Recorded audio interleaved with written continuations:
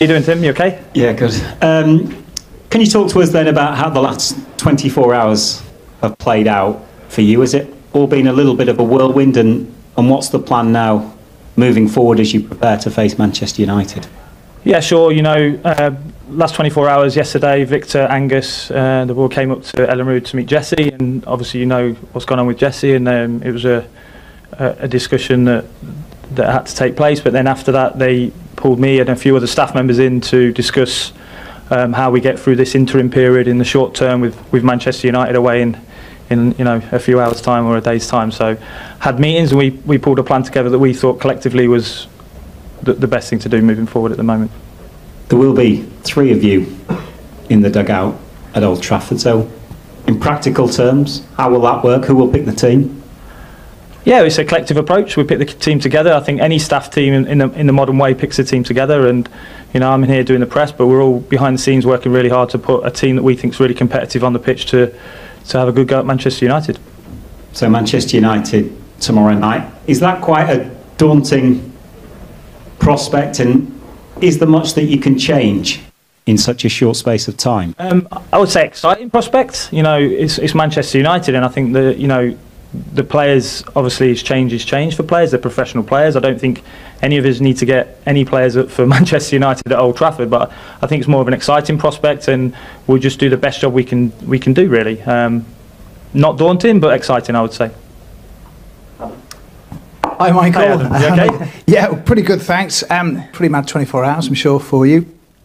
Michael, firstly, can you just tell us a bit about the other 2? We know a bit about you because we dealt with the 21s, but Paco Gallardo, and we don't know much about Chris Armas so far. So who's doing what, basically, and what are they about? Yeah, so Chris has worked with Jesse and come in a couple of weeks ago. He's still new to the team. He's still new to getting to the squad, but he's been around the Premier League before with Manchester United as well. So Chris is in there with the staff team, and Paco Gallardo was working with me with the under-21s as a development coach, and his experience with in Spain and Serie B team. So we've got a good staff team. We've got Marcus as a goalkeeping coach as well. So it will form as any other technical staff team will work, and we're looking positive. Tactically, how do you approach this? Do you sort of continue with what Jesse was doing, or have you very much, between the 3 of you, got your own idea of how to set up tomorrow? Yeah, I think it's important that we can't. We've got 24 hours, so we've got one session this afternoon that we've prepared with the players. So some things will have to be the same because there's no point throwing the baby out of the bathwater in terms of changes. But I think a few little tweaks in maybe how we want to play, and maybe a few differences you might see. But fundamentally, we need to make sure that the players understand the match plan and the game plan that we want to deliver. Do you feel there's a necessity to be on the front foot, knowing what the nature of this game is with regards to Leeds fans and Manchester United? I don't think we can be passive, if that's the other answer. I don't think we can be passive but I think we also need to be pragmatic in where we're playing at Old Trafford against a really informed team. What about who's fit and who isn't? Who have you got to select from, Michael? So the usual sort of longer term injuries, I think you know about, and that's not changed. We've got a few bumps and bruises, but I don't really want to give that away at the minute till I know how we're looking after training.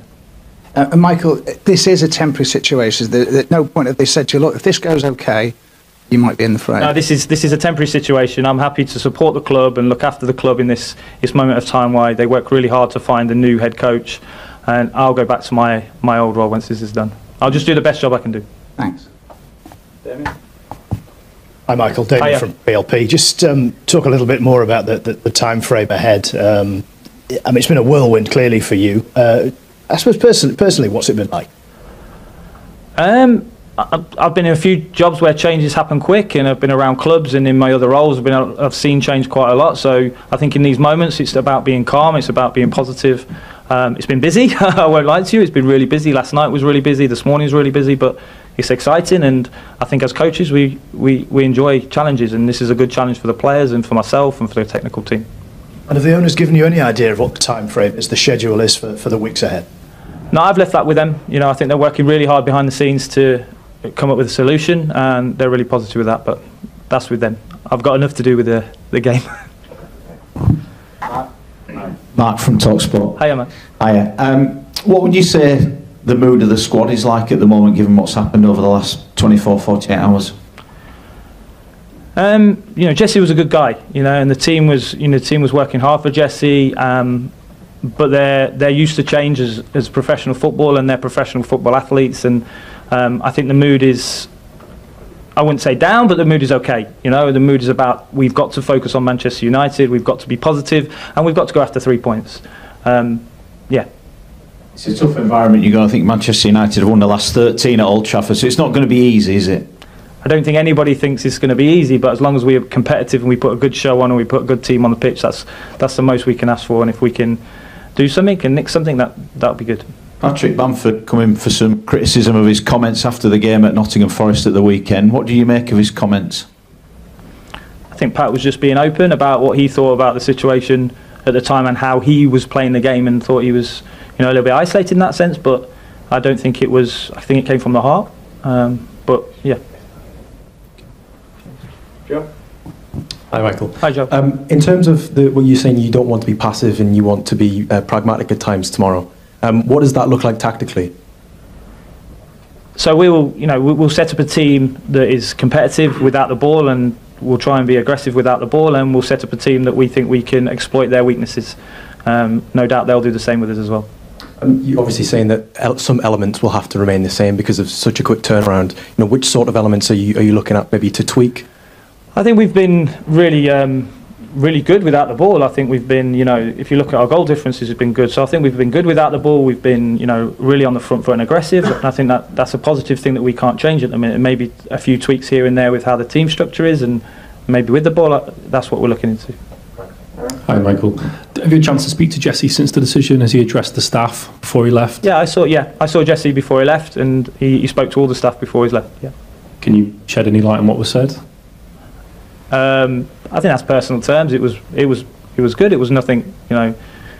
Managers go through these situations, but no, it was good. And you mentioned the mood in the camp there. I imagine you've had conversations with Liam and Luke, the senior players in the group. What feedback are they giving you off the back of this decision? Let's get ready for Manchester United. Let's get ready for Manchester United. Let's train well. Let's do the best job we can do. Thank you, Bill. Have you had any indication yet, or has it been suggested to you that you might have Sunday's game as well, given that it's too quickly back to back? I'm just getting through this first game with Manchester United in terms of time. Whatever happens between tomorrow and Sunday is up to the board. Thank you. Michael, I'm led to believe you're quite friendly with Gareth Southgate. I worked for Southgate. I know. Yeah. Is he someone you could ring if you wanted to sort of ask him for advice on how to deal with a big occasion like what tomorrow will be? Yeah, I've had loads of good messages. From lots of friends that said, if you want some advice in this situation, I'm happy for that. So I think along my journey of the last 25 years of coaching, I've made some good allies and good friends along the way. So I don't think that's. I've got lots of support network around me to. But is Gareth someone you would be tempted to ring? No, I don't think I'll ring Gareth. He's busy enough. When were you last at Old Trafford? Can you remember the last time you went to watch I went to watch the Under-18s Youth Cup final between Nottingham Forest and Man United, which was a great game. Well, it'll be slightly different atmosphere. It was slightly different. It was 6,000 to 8,000 there, so it was busy as well. But Can I just ask you, were you surprised? I know football at this level is quite fickle, but were you surprised Jesse got sacked? Did you expect to be given more time to try and turn results around? I think the situation is very hard for the club and for Jesse. Jesse did a great job. He tried to build a team and a way of playing, and ultimately, the board decided that we didn't think it was getting enough points, and it's a points-based industry. Thank you. Thank you. Can I ask how Chris could help, given he was at Manchester United very recently? How big an influence can he be this week? Yeah, sure. We've got Chris and Ewan Sharp behind the scenes who work for Manchester United, so they've got a lot of insight into how it was and the players there and their attributes and their profiles. Obviously, the staff teams has changed there recently, so their manager will play in a different way. But we've got a good insight into certain things. And obviously, you heard from Jesse yesterday, and it's a private conversation. But how was he? Was he sad? What was his mood? I think everybody that has to leave a club when you want to do well is disappointed. It would be the same with me. It'd be the same with any manager. So it's a bit disappointing time for Jesse, and I don't think we could expect any different of that. But he was very professional, and he was very caring for all the staff, and just said his goodbyes in a really professional and caring manner. Hi, Michael. Eric from ITV. How you doing? Just personally for you, going to Old Trafford, leading Leeds United against Manchester United. How much are you looking forward to that as a head coach yourself? I think it's probably every coach's dream, right, to go and lead a team in the Premier League against Manchester United. And I've been lucky enough to work hard and been lucky enough to be trusted by the board and Victor and Angus to lead the team out on